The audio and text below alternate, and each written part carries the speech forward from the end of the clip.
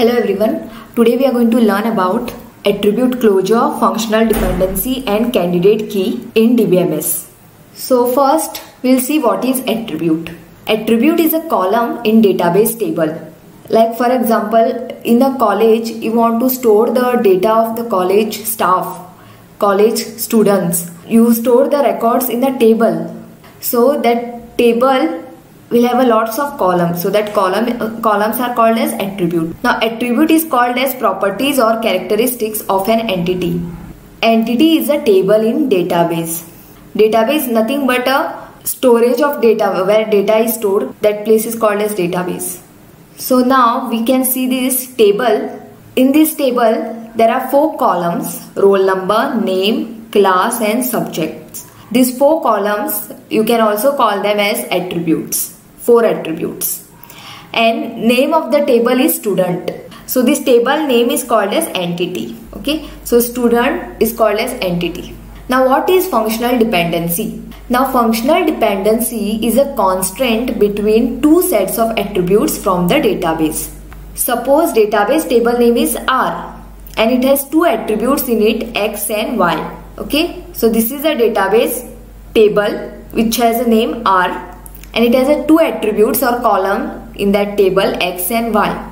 So X is one column name and Y is another column's name, and they are also called as attribute, and they need to be non-empty. Okay, so we can see column X has 2 values and column Y also has 2 values, and we write the table like this. A table name is R and it has 2 attributes set, X and Y. So now you can see in this example, this is a table name is R. It has 2 attributes, X and Y. X has 2 values, Y has 2 values. So row is also called as tuple. So tuple 1, suppose we have given the name as T1, and tuple 2 we have given the name as T2. So you can say rows, other name for rows is tuple, and for column other name is attribute. So functional dependency definition, and we denote, how we denote the functional dependency: X tends to Y. We put this arrow in between, X tends to Y. So on the left hand side we have X, and on the right hand side of the arrow we have Y. So what is the meaning of this? Y depends on X. So whatever is there on the right hand side of the functional dependency always depends on the left hand side attribute. That is the meaning of X tends to Y. And it is read as X determines Y. So it says that if 2 tuples agree on the values in attribute X, they must also agree on the values in attribute Y. See, we can see there are 2 tuples are there, T1 and T2, and for X we have T1 value 1 and T2 value also 1. So we can say that T1 of X equal to T2 of X, because T1 of X is also 1 and T2 of X is also 1. So T1 of X equal to T2 of X. Then we can say T1 of Y also will be equal to T2 of Y. Okay, this also should be equal. If T1 of X equal to T2 of X, then 100% T1 of Y also has to be equal to T2 of Y. This condition has to be satisfied. Then only we can say that Y completely depends on X. That is, for any value of X having a value as 1, the corresponding value in Y has to be A only. For example, in this table you can see same table R, which has 2 attributes, X and Y. Okay, we can see T1 of X equal to 1 and T2 of X is also 1. Okay, that is what written over here. And T1 of Y is A. T1 of Y is A and T2 of Y is B. Since T1 of X equal to T2 of X, both are 1, therefore T1 of Y and T2 of Y also should be same. Same value should be there in this both the rows. If here it is A for this 1, then here for this 1 also it has to be A only. But here there is a B over here, so functional dependency rule violates. So therefore we are writing X not tends to Y. So now there are 2 types of functional dependencies. One is trivial and another one is non-trivial. Now what is trivial? If X and Y are attribute set of R and X is a superset or equal to Y, then X tends to Y is trivial functional dependency. See, whatever is there on left hand side is called as X and whatever is there on the right hand side is called as y. Example, so what is the meaning of trivial? Trivial meaning what? At least one attribute will be common on the left hand side and right hand side. See, here you can see SID is there here also, SID is here also. Here also SID is there over here, SID is there on the right hand side also. Here SID on the S name on the left hand side, here S name on the right hand side also is there. So at least one attribute on the left hand side and right hand side will be common. Okay, so whenever you have such type of functional dependency where you have a common attribute on the left and right hand side, we call them as trivial functional dependency, where there is at least one attribute common on left and right hand side. Second type of functional dependency is non-trivial. It is exactly opposite of trivial functional dependency. That is, if x and y are attribute set of R, no common attribute between x and y. That is, left hand side and right hand side of the functional dependency will be completely different. Nothing will be common in both the sides.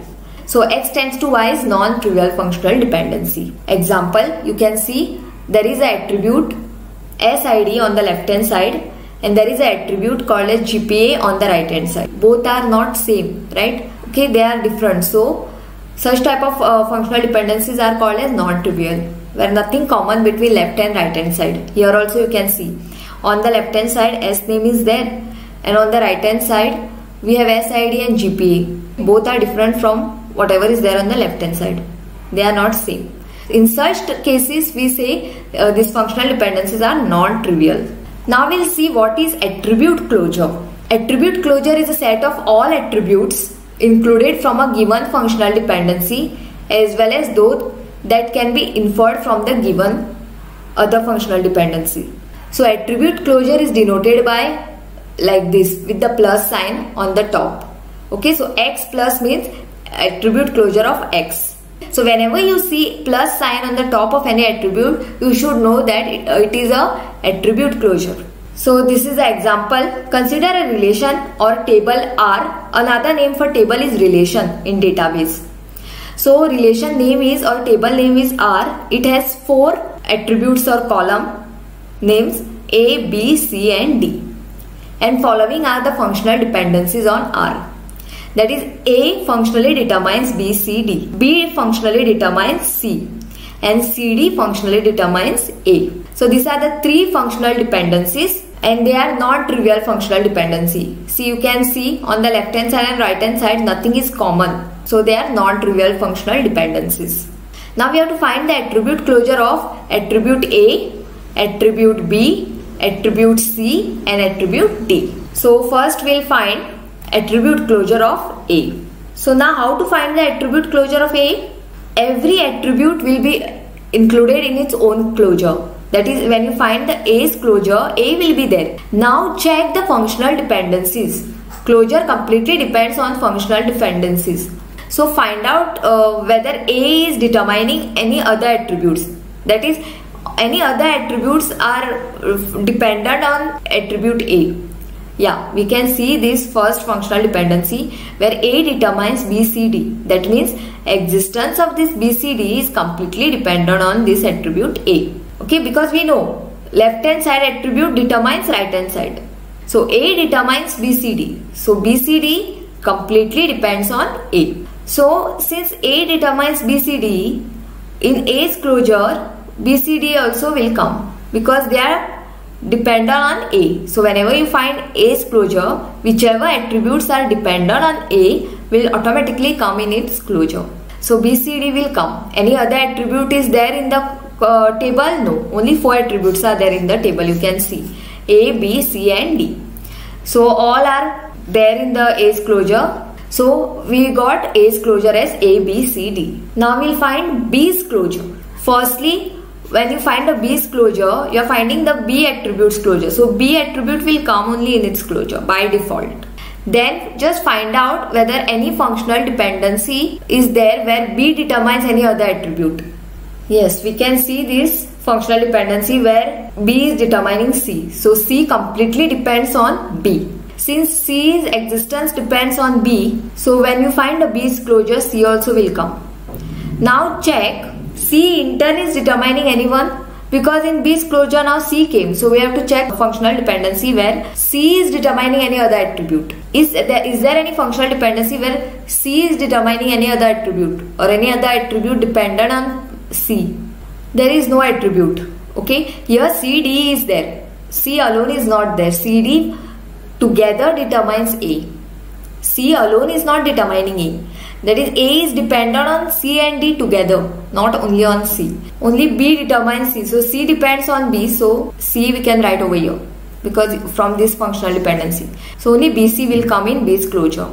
Now next is C's closure. Now in C's closure, you are finding the C's closure, so C attribute will come only. Now find out, C is determining any other attribute? No. We cannot see any functional dependency where C is determining any other attribute or any other attribute is completely dependent on C. A is dependent on CD, not C. So only in C closure C will come. Now last is D. Same way in the D's closure, D will come because we are finding D's closure. So D will come only. Every attribute comes in its own closure. So now find out any functional dependency from the given set where D is determining other attribute. No, I cannot see anywhere D is determining other attribute. Any other attribute completely dependent on D. A is dependent on pair CD, not alone D. So D is not determining any other attribute or no other attribute dependent on D completely. So in D's closure only D will come. So we got the closure. So now from the closure, once we get the closure of all the attributes which are there in the table, we can see there are 4 attributes A, B, C, D. Everyone's closure we've got. So since we have got the closure, we can easily find the candidate key of this table R. So a table R will have a candidate key. Candidate key means is a key which uniquely identifies the record in the table, just like primary key, but it is a superset of primary key. So every attribute in the candidate key should be unique. Now only those attribute will be called as candidate key whose closure will have all the attributes from the given table. Now A, B, C, D are total 4 attributes are there in the table. Now A has all the 4 attributes of the table A, B, C, D, yes. So we can say A is a candidate key. Is B a candidate key? No. Why? Because B's closure is having only B and C attribute inside it. Whereas to be a candidate key, closure should have all the attributes of the table. A, B, C, D, all 4 attributes has to be there in the closure. Now B is not a candidate key because only B and C is there in B's closure. A and D is not there. Okay, those are there in the original table, but those attributes are not there in B's closure. So B cannot be a key. Check C's closure. C's closure has only C. Okay, only C attribute. A, B, D are not there. So this is also 100% not a candidate key. And D also you check. D attributes closure is also only D attribute. A, B, C are not there in D's closure. So we cannot call D also as a key. So only one candidate key is there, that is A. So now from this we can write the prime attributes and non-prime attributes. So prime attributes are those which are candidate keys. Okay, now only we have A as a candidate key. So all others will be non-prime attribute. This prime attribute and non-prime attributes are used while doing normalization. So non-prime attributes are B, C and D. So this way you can find the attribute closure, and based on the attribute closure you can find the candidate keys, prime attribute and non-prime attribute. So we'll see the definition of candidate key. It is a set of attribute that uniquely identifies the tuples, records or rows in a table. Okay, so tuple is also called as row, it is also called as record. So we have 3 records, 1, 2 and 3. Okay, and attributes are called as columns. I already told there are 4 columns. First column name is A, second column name is B, third column name is C and fourth column name is D. Okay, it is used to uniquely identify a record in the table, just like a primary key. Primary key also uniquely identifies the record, and candidate key also uniquely identifies a record, but only difference is what? Candidate key is a superset of primary key.